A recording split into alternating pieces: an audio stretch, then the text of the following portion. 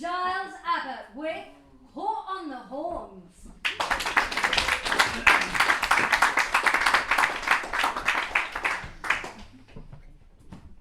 For the last time, Lydian marble, I insist. No, it's not negotiable. It's a deal breaker. Lydian marble. Pygmalion burst out of the planning meeting.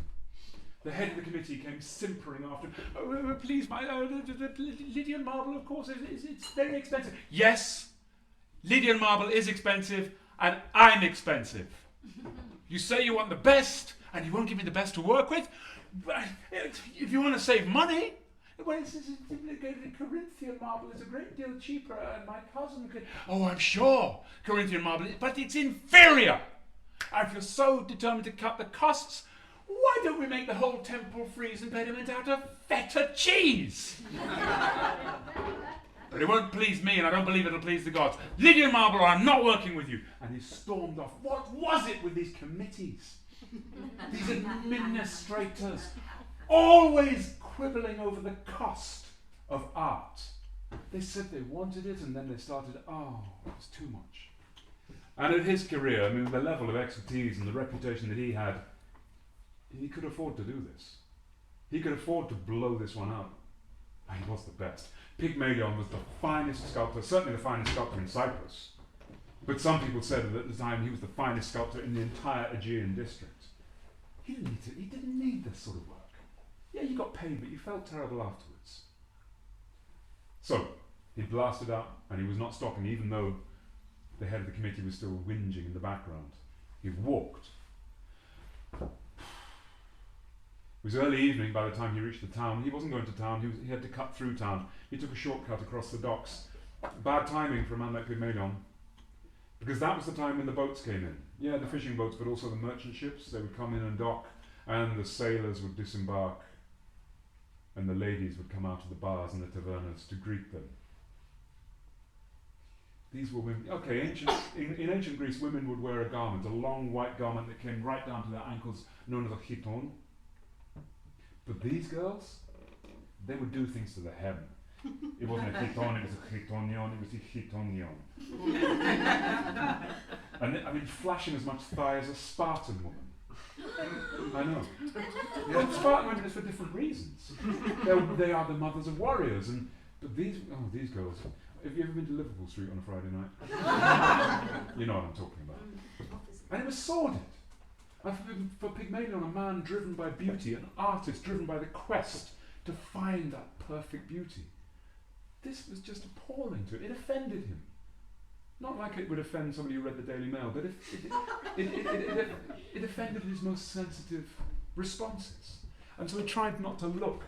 He tried not to look at this whole, and he just walked straight through. He just kept on going, and then he was cutting through the woods on the way to his studio where he also lived. And he was making that when suddenly he had a fluttering in the air, and there on a branch landed something that just made him forget all of that. His heart just... He was an artist. He was sensitive to beauty, and that bird... She was amazing. He'd never seen anything like her. Her body seemed to be feathered entirely in gold, and her wings were jet black. And he took it all in. The eyes were the colour of garnet. The beak was like... It had the creamy colour of old ivory. She was amazingly beautiful. He'd never seen anything like it. And for a moment, she seemed to look at him, and then she was gone. And he stood there thinking, why can't I see a woman like that? Why can't I see a woman so possessed, so self-possessed, of a natural, unforced beauty, and just so... This is how the idea took root. Because when he got home, he made himself something simple to eat. When he closed his eyes, he saw that bird again, and that same question, why can't I find a woman? Why can't I? And before he quite got to bed, he'd decided he was going to carve her. he could see it in his mind, he could make a representation of that perfect. That's what he would do. And this became his life. As Pygmalion, sleepless, restless, haunted, haggard, began to pay the first cost of art. Eyes closed, he saw her. His hand outstretched in darkened air. Hands, he shaped her waist, her hips, her thighs, the mind-lathed perfection of her ankle. And he vowed that he would fashion, beyond fashion, homemade, handmade, emblem of perfection, an image of the ghost, the girl that floated always in his mind. His mind was focused to a chisel's point. His thought became a hammer, pounding, pounding. His tool's hard tip, seeking the softness in the stone. He did it all in his mind, week after week after week. He turned away paid jobs, thinking, preparing, getting ready. And when, after a period of more than a fortnight, he was ready, he stood there in front of a large block of Lydian marble, paid for at his own expense. And with the chisel in his feeling hand and the hammer in his driving hand, he looked at that block of stone and he could see inside it the image he intended to liberate, to free. And so he spoke. He said, all right, well, never mind dressing the stone. Let's see about getting you undressed. And the first strike and the first flake of marble flew, and he worked, first hacking out the general shape, knocking off the corners, and then delicate touches as he got closer and closer. Every single stroke he took was walking on a razor's edge with complete disaster. It's not like clay where if you make a mistake you can slap a bit more clay on. This is extractive. This is carving stone. And of course, as he worked, he talked. He talked to the image he intended to release. And once he carved her ears, every little delicate swirl and curve he'd done, well, he figured she could hear him. And he carved her. Eyes, eyebrows, nose, everything, even veins on her arms he shaped with chisel. The softness of flesh you saw, but it was stone. Hair that fell, cascading down her shoulders. You'd swear it would bounce, but it was stone. And then one day he looked and thought, I've done it. She was perfect beauty. Extraordinary. And then, crazy impulse, he ran out of his house. He didn't even bother locking the door. He ran to the market and bought a necklace. When he came back, he put it round her neck. It suited her. That was good. Well, this was his life from now on. He woke up in the morning and went running so he could sit and look at his sculpture. And he would take his meals in her company and he would talk to her. And people began to worry about him. They didn't see him. He wasn't taking work. They'd have worried a lot more if they saw what he was doing. Because he got to the point where he was laying that statue down next to him so that when he woke up, the first thing he would see would be his statue's face. Her beauty was so. He even put a pillow underneath that head, as if stone could feel the benefit. Well, yeah. And if he did leave, he'd say, goodbye. And when he came in, he'd say, hi, I'm home. Of course, he didn't get an answer, but time passed until the Panaphrodite came along, the festival of the goddess Aphrodite, the goddess of love. He wasn't a devotee of hers. He was Apollo, the mind and beauty and art, but he found himself queuing up with a piece of meat to offer with all the others.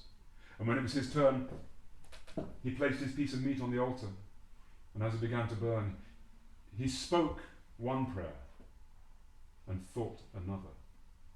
He spoke, Goddess, grant me the blessing of meeting a woman like my statue. You can guess what he really prayed, can't you? Well, the smoke from the offering went straight up, a sign that the goddess had heard his prayer, perhaps. And he went home. And when he got home, he walked in and he was startled because the statue was lying down, and he was sure that she wasn't lying down when he left. It was morning time to get. He would have set her up. He always set her up in the morning, but she was lying down. Strange. And he walked towards her and did what he'd been doing for some time now, which was kissing those stone lips.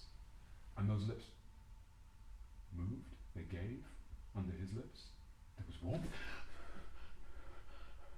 He looked at the arm. There was a vein going down the arm, and very carefully with his thumb and his forefinger, he flattened that vein. And then taking his fingers away, he watched with amazement as that vein recovered its roundness. She was alive. Could he believe it? He didn't need to doubt any second longer because her eyes opened. She turned her head. Her hair moved, really moved, and she looked at him, and she was alive. Well, I don't need to tell you what he felt, do I?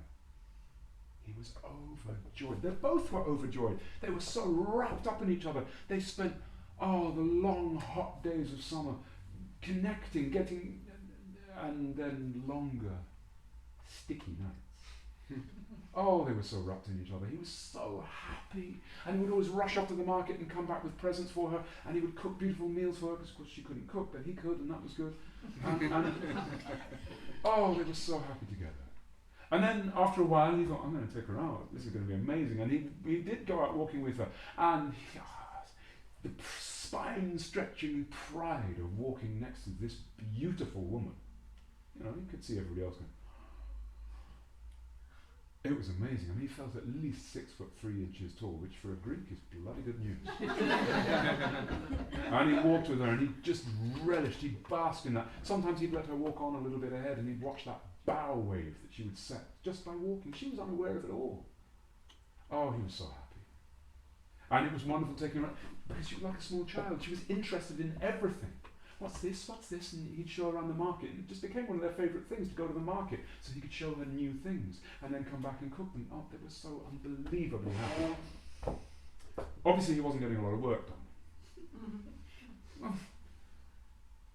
But why would he work when he could be with her and play with her? And he just, no way.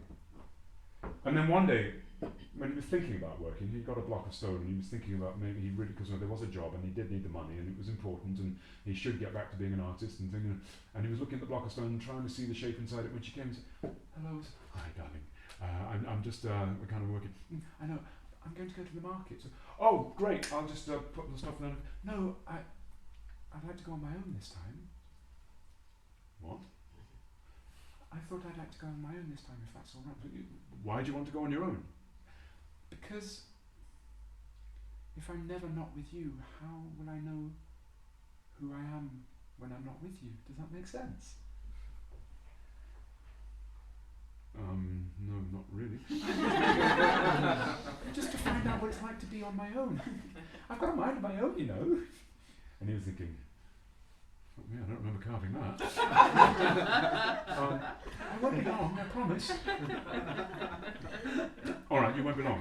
No, really, I won't. I'll just go and look around. Okay. And so she went off to the market. First time since she came alive. The first time she'd gone anywhere without him. Do you think he got any work done in her absence? Of course not. Every noise he heard, he'd go and look. Was that her? No, it wasn't. And then he'd sit down and look at that block of stone again. He just couldn't. And then when she came back, and she was happy. It's nice, it's really nice. I've seen some lovely things and I've made a friend. So, who with? Of course, he feared the worst. She's a lady, she's got, not like me, big ones, and she's wide and she's brown and she's really sweet. She's got a funny laugh. When she laughs, it makes me laugh. And she says I'm funny. What? She says I'm funny. You're not funny, you're perfect. I didn't make you funny. No, she says I'm funny because I don't know what anything is. Well, she's wrong! You're not funny, you're perfect. I made you. Pygmalion, he didn't know. But he was paying the second cost of art. You create your work, you send it out there. It's not up to you what other people think of it, is it? But if she thinks I'm funny, I like that. She thinks I'm funny because I don't know what anything is. And so she's telling, I know you teach me things, but she's showing me things too. And it's nice. And I like her thinking I'm funny. I'll be funny if I want to be, won't I? It wasn't quite an argument, but it was heading that way. Pygmalion was disturbed. He was discovering that, if stone is unyielding, flesh isn't. Flesh changes. Moods, weather, all sorts of things. Sorry, significant look at my wife there. I shouldn't do that. Any number of things can change. Well, it was a journey, all right. I mean, they were wonderfully happy, of course they were, but then different things would change. And then there was definitely a period where, for no reason that he could account for, she was getting fractious, irritable, yeah, really, she really flamed out at him at one point for nothing at all. Said, "What on earth is the matter with you today?" She said, "I don't know, but my nerves feel like they're rubbed raw, and for no reason at all, I feel like I could kill somebody, and I don't know what it is, so stop asking me." It was about a day later that the blood came. Well, of course they were shocked. She was terrified. And so was he at first, but then he looked carefully. He wasn't stupid, he was a very clever guy. He said, "Well, I'm no scholar of Asclepius, but this blood is not fresh blood, it's dark. I don't think you're in any danger, but go to bed." And he put her in bed, and he was so careful, so courteous, so tender with her. He brought her fruit juices, he mopped her forehead, and he would dim the light if she didn't want, and change things, and although some things that she always liked didn't seem to taste right anymore. They were both scared, but after 5 days, miraculously, it stopped. And he mopped her brow and said, "Oh, my love, I don't quite understand the ordeal that you and I have passed together, but we're stronger for it." And it was horrible. It was, I felt icky, really. I know. But I'm sure we can be confident that it won't happen again.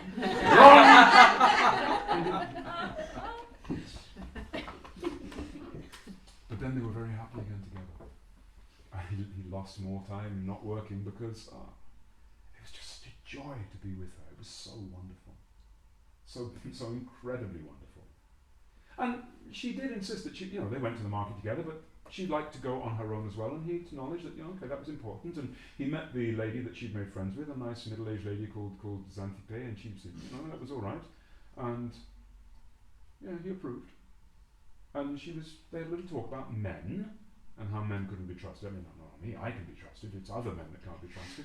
And it was good, it was fine. And he began to trust her to go out on her own.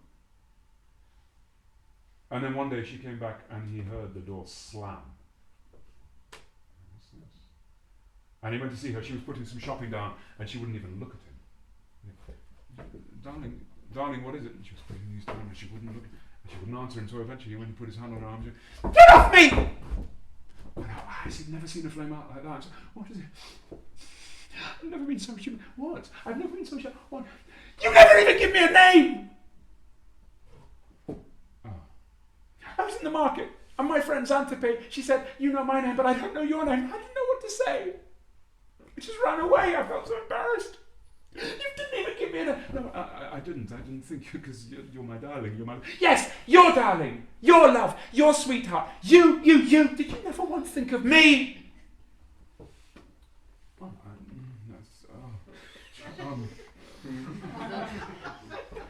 All right. I'll give you. "No, you are not going to give me a name. I'm going to find a name for myself." All right. "I'll go to the market now, and I'll go back and I'll look around and I'll find something that we both like, and that will be my name." "Do you want me to come back?" "No." And she left. And he looked at that block of stone on which he had yet not made a single. All right. And then a little while later she came back and the door was closed quietly, and he thought, is this going to be sunshine and showers again? She came in and said, "I've got my name." "Have you? I'd love to hear it if you wanted to tell me, of course." "No, I want you to tell me. It was in the market. I was looking around trying to find something, and I thought, something we both love, and something that means something. And then I thought, and they're so fragrant and sweet. I thought that would be lovely name, so I've chosen my name." "And what is it?" "Melons." And he was, "No." "No, you really, I don't think that's quite the name." "Why not?" "Well, because melons is also the..." Well, he told her, and she really blew up last time. "Why did you make me so stupid? Why, you made your ideal woman with nothing between here. Why is your ideal woman so empty? I just don't understand. You could have made if you wanted a perfect woman, you could have carved a perfect girl child, couldn't you? And then you could have nurtured me, and then you could have educated me, and then you could have filled this vacancy between my ears. And you could have been my father." Oh, but then you wouldn't be oh, no, I know why you made me. Oh, I understand very well what I was made for. Well, there won't be any more of that, I can tell you. And she stormed out again. What the fuck am I going to do with this woman? And he was worried because she was really upset and he realised he was wrong. He should have. And when she came back, he'd just been pacing up and down like your poor French girl. Yeah, thank you. Yeah. And then she came in and the silence was, are you okay? Did you find, yes, I've got a name. And inside he was thinking, Jesus, what's going to be this time? Aubergine. Rhubarb. Pig's ears. Oh God, it's really trying to think. No, it's been a, you have an engine. Can I hear it? Galatea. What? But that's perfect. White as milk. That's a very beautiful name you have, Galatea. Thank you. They were friends again. They were more than friends. It was amazing. It was just wonderful. It was just perfect. It was as good as it had ever been. And of course that block of marble stayed unchiseled. But it was such a relief, such a wonderful thing to be friends with her again. So beautiful, so wonderful. And they lost days, they lost nights, they lost weeks passed in just the joy of being together. And it was so splendid. And then one day again, he was in the studio working. Well, he was thinking, but he was trying to work. He was trying to imagine. He was in the studio, really. In fact, he told her not to come in unless it was very important. And then he heard the door closing. But even though he told her not to come in, he was concerned because she didn't go out without saying goodbye. She didn't go out quietly. What was she doing? And so he got out, and he went to the door, and he opened the door, and there she was, still in the pub. He had never been so angry in his life. It was his time now. Do you remember I mentioned the chiton?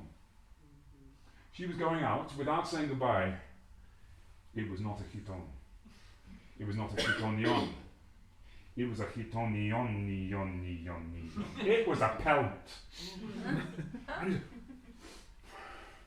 You are not going out dressed like that.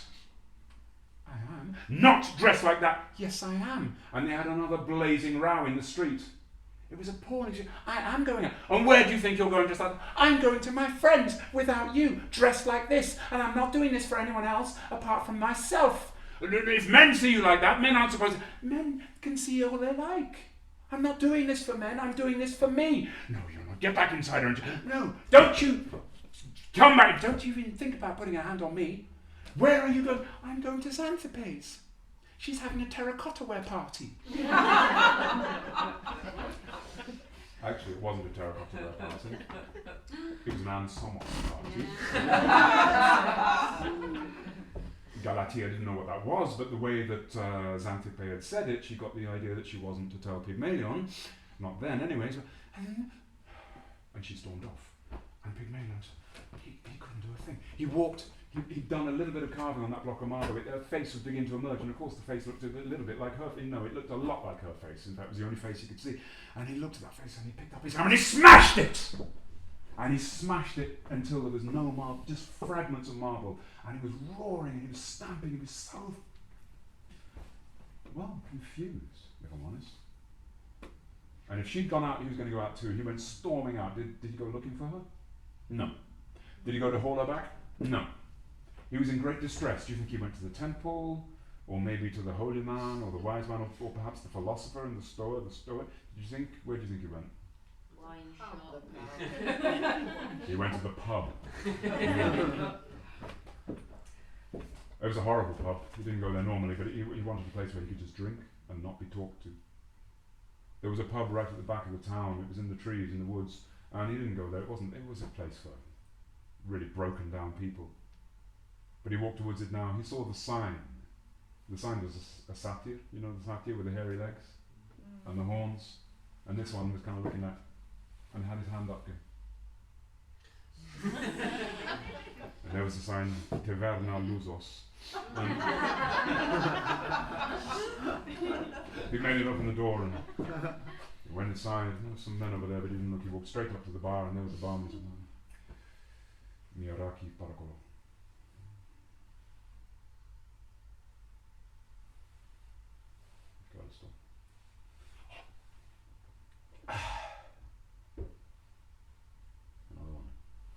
And so another one was poured for him. Just gotta stop all eating.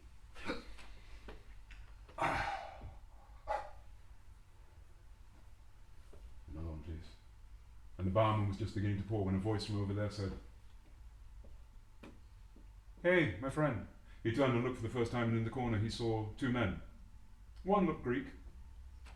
The other, no, not quite. His eyes were darker, and his skin was darker too, much darker than a Greek. Big moustache, curly moustache.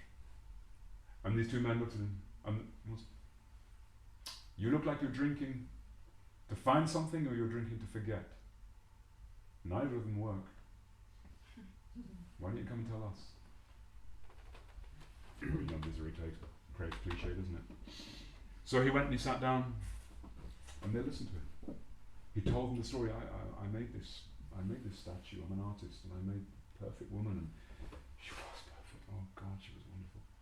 And I prayed to the goddess, and she came alive, and it was amazing. But then it wasn't anymore, and it is amazing. Of course, I love her like mad, but it's how can it be that I love her so much, but we're not happy. It's.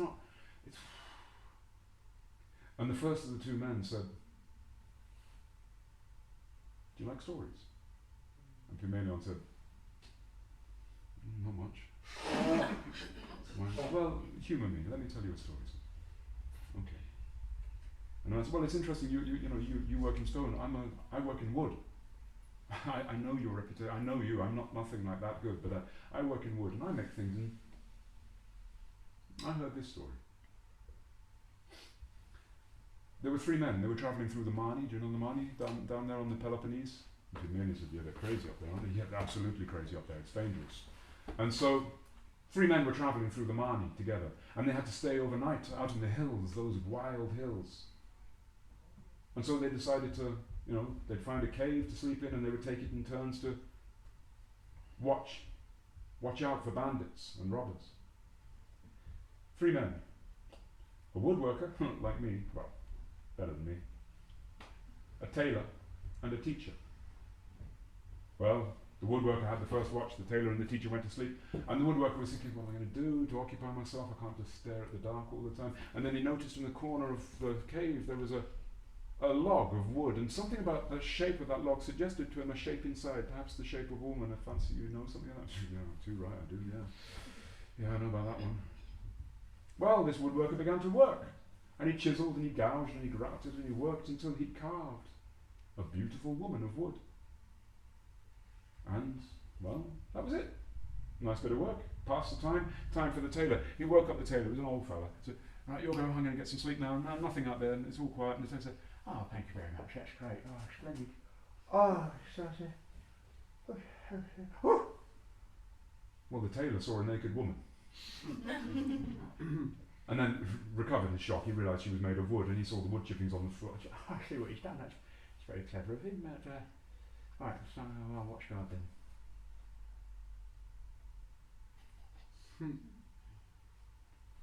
Guys, back me up. You know what it's like when a woman's form just draws your eyes even when you don't want it to?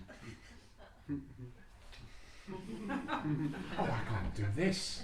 If I spend all night looking at this, my mind will remember things that my body has long forgotten, and then my wife and I have reached an equilibrium in our marriage. I don't want to go upsetting yet."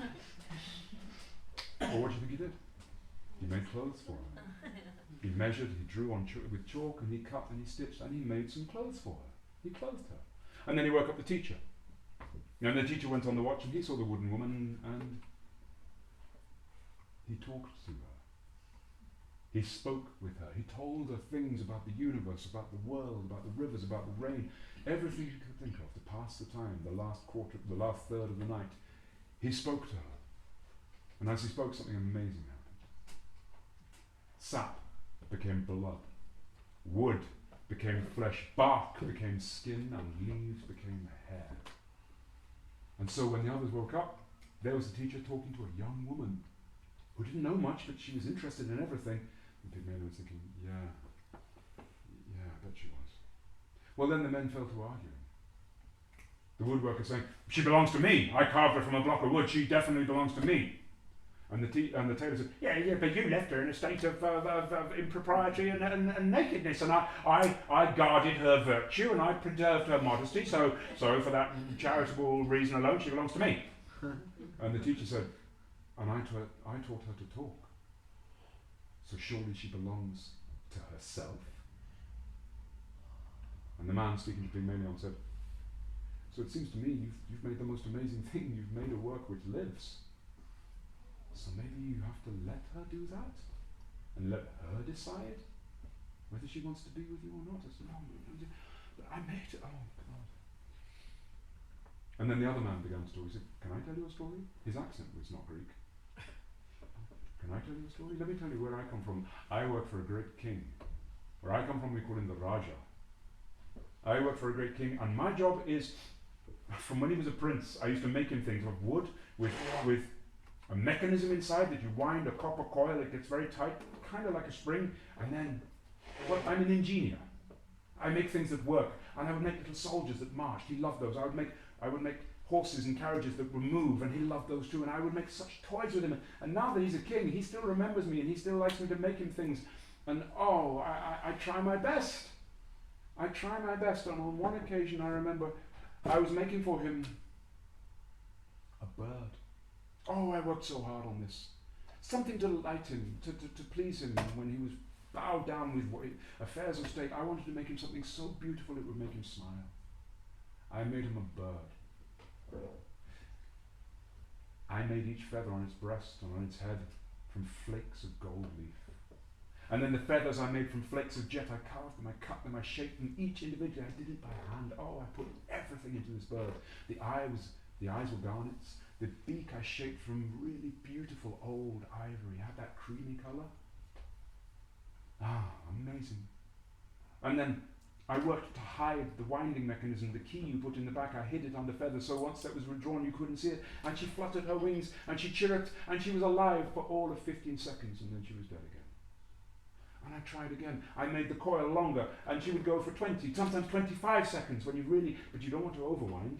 And the 25 seconds, and then she was dead. I did an amazing thing. I doubled the spring in the opposite direction so that without taking up too much room. I solved such problems on this, but even so, the most I could get her to live for was 40 seconds, and then she was dead. And I prayed. I prayed to my God. I left my workshop and I went upstairs and I prayed to my God, the God of ingenious. His name is Dyson. And I prayed, let me make one work that lives. And then I heard such a noise. From my workshop I heard such a fluttering, such a noise of panic, confusion. I went running downstairs, and there inside the little cage I'd made was my bird, flapping around like mad, and nobody wound her, nobody could have wound her, and what's more, she was singing, chirping, I mean not singing, she was in distress, she was squeaking and squawking. I'd made no voice for her, I couldn't do that. And she had a voice. I realised she was alive now. Any parent cares for the children whom they have conceived in a mere confusion of happiness. Think how I cared for the bird which I had made feather by feather, eye by... I rushed, of course, I opened the door of the cage because it was hurting her, and she flew around this workshop, she flew around me 3 times, and then she landed on the window ledge, and she just looked at me. I was there looking, my cheeks wet with... And then she chirped, and she was gone. I've never seen her again. I paid the 3rd cost of art. I let her go completely. I know she's out there. One day I may see her again. Or maybe I won't. But in the meantime, who knows what other great works her beauty has inspired. Pygmalion, maybe you need to pay the 3rd cost of art and let her go completely. Pygmalion stood up, the chair went clattering behind him. It was too much, and he stormed out of the bar. And he began to run up the mountain, running and running and running until he just kept on going, running up the mountain. It began to rain. Great sheets of rain, warm rain came down so that the white garments that he wore stuck to his body. I mean, it doesn't rain very often in that part of Cyprus at that time of year, but it suits the idiom, so let's have some rain. And he was running up, and then he fell to his knees at the top of the mountain. He cried out, "Goddess! Goddess, come to me. And she did. Laughter-loving, golden-thighed Aphrodite came to him. He bowed. And she spoke, saying, Pygmalion, you called for me. He said, I don't know what to do. It hurts so much. I love her, but it's all wrong. I don't know what, and I can't work. I'm not an artist anymore. I don't understand. I thought I'd be happy. And she looked at him and said, Pygmalion, the greatest relationships, the greatest marriages are like the greatest works of art. There's not one of them, but it's patched and mended, and so skillfully done that no outside eye can see the joins. If you work at this with Galatea, you can do that. You can make it work. Yes, but it's as a Pygmalion, she said quite sternly this time. You are a devotee of art, which takes effort, devotion, sacrifice. And then you came to me and prayed. You'd ignored me before. But you prayed. And I took that to mean that you wanted to become a devotee of love, which takes effort, devotion, and sacrifice. Was I wrong? But I don't know. What do you choose, Pygmalion? Your art or your love?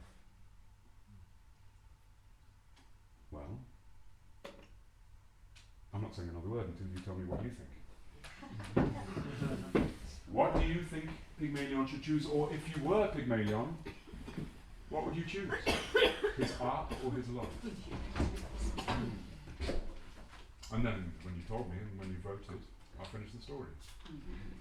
But for now, the spring mechanism, the couplet is gone. Sorry? You go for love. Yeah. Why? That's because I think the world turns on love more than it turns on art. That's true.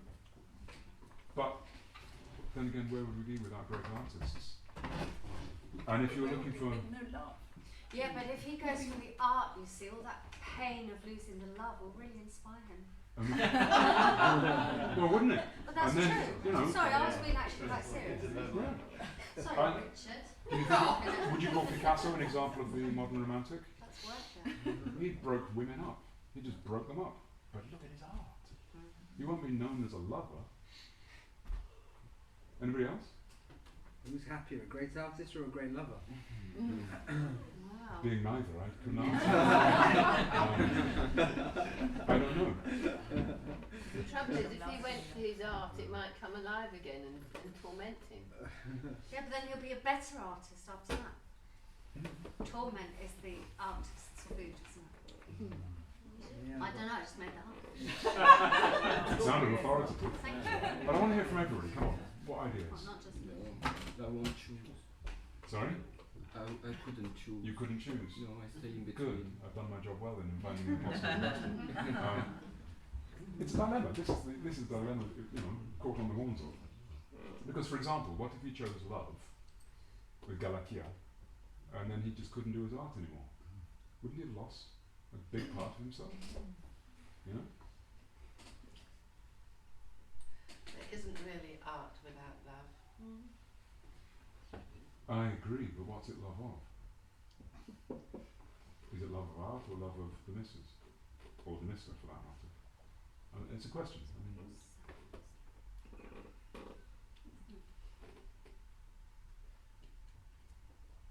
now we're in church. Is life all just, isn't it all at the end of the day a compromise?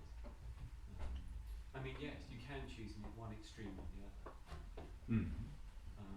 But in reality, most of us, you know, balance a job and relationships and family and friends and everything else, and hobbies and goodness knows what else.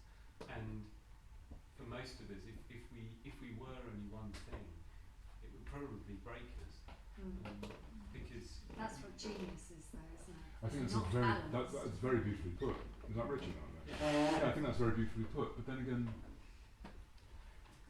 which of us that balance jobs and careers and hobbies and goodness knows what else is great at any of those things? That's what I'm asking. Is it possible to be great? Can he do that? Can he be a great artist without that monomaniacal obsession only with that one thing? It's a question.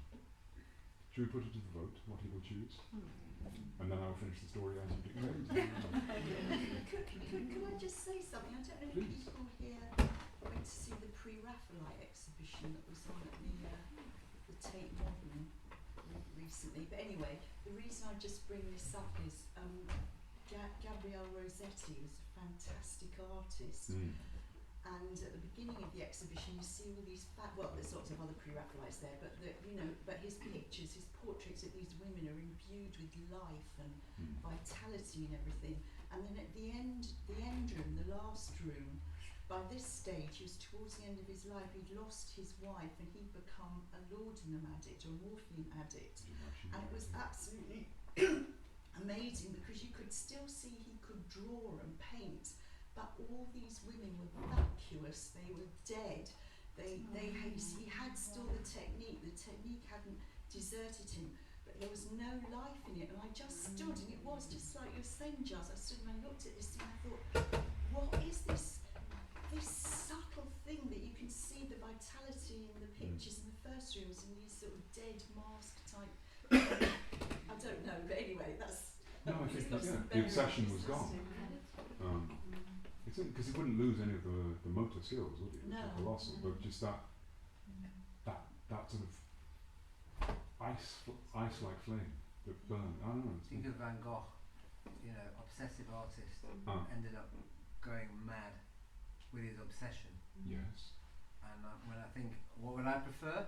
The obsessive, the life of the obsessive artist, which may give a lot to society, but on a selfish level, what did he get? Yeah.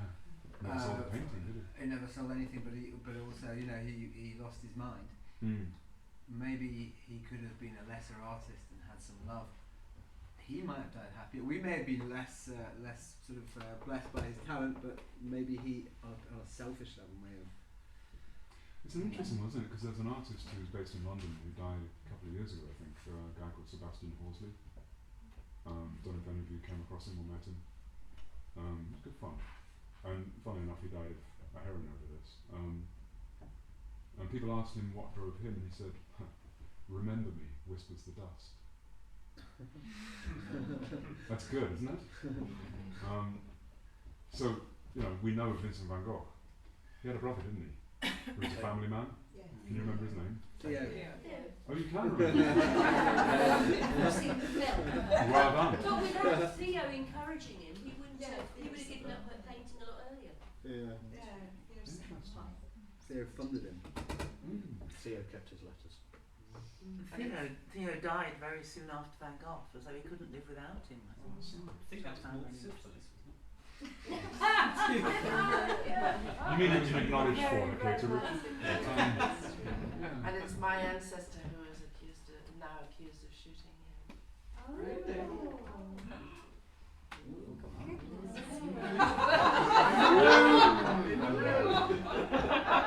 It was my ancestor that made the bullet. It was my ancestor that found the gunpowder. So how do you want me to finish the story? Do you want him to choose love or art? Should we do it by acclamation? Yep. So everybody who wants him to choose art, call out as loud as you can, art. Art! And all of you that want him to choose love, call out as loud as you can, love. Love! Oh. I think some of you are shouting twice. In fact, all of you are shouting twice. Who do you think tips it? Who can be our independent adjudicator? No.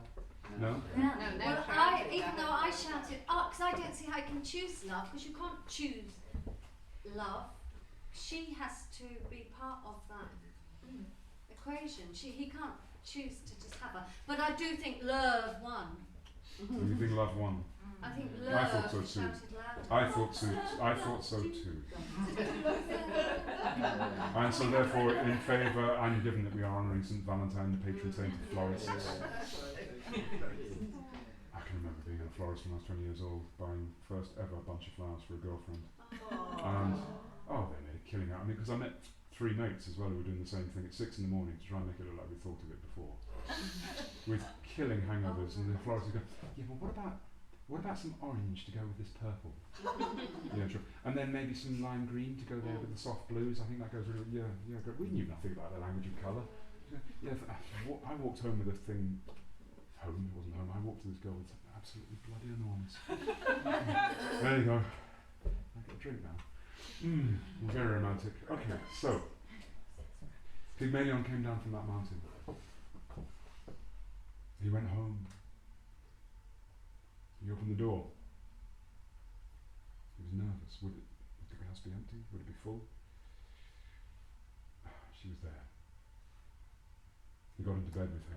She kind of half woke, and he just scooped her into his arms and he held her so tightly.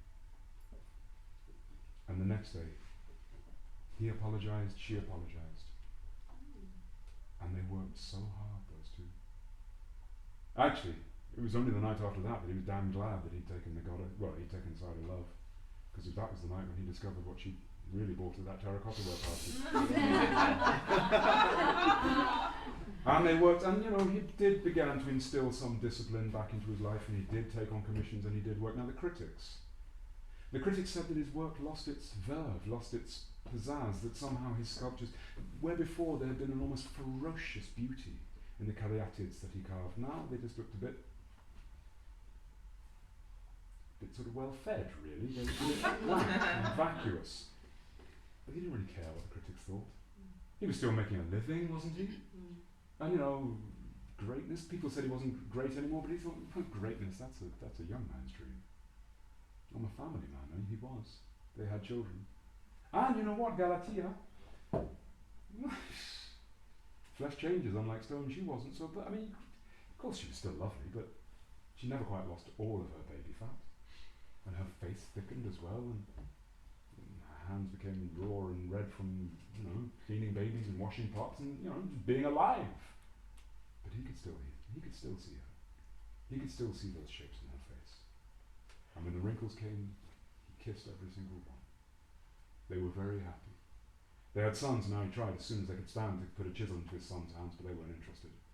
They showed no aptitude at all. One of them was into football. The other one wanted to be a warrior. No artistic impulse at all, but their daughter, Helena. Oh, she didn't do that. That was a man's game, right up until Barbara Hepworth threw in, wasn't it? But the ceramics she made, women's stuff, right? Pots and stuff. She was allowed to do that, and the ceramics she made was so wonderful. The texture, the shape, the form was fantastic, and Pygmalion was so proud of her. Well, he grew into middle age to old age with family and friends, and no, his work was never as good, never as ferocious, never as pure. In fact, it was never anything special ever again. And if you think that's a disappointment, just bear in mind, that was your choice.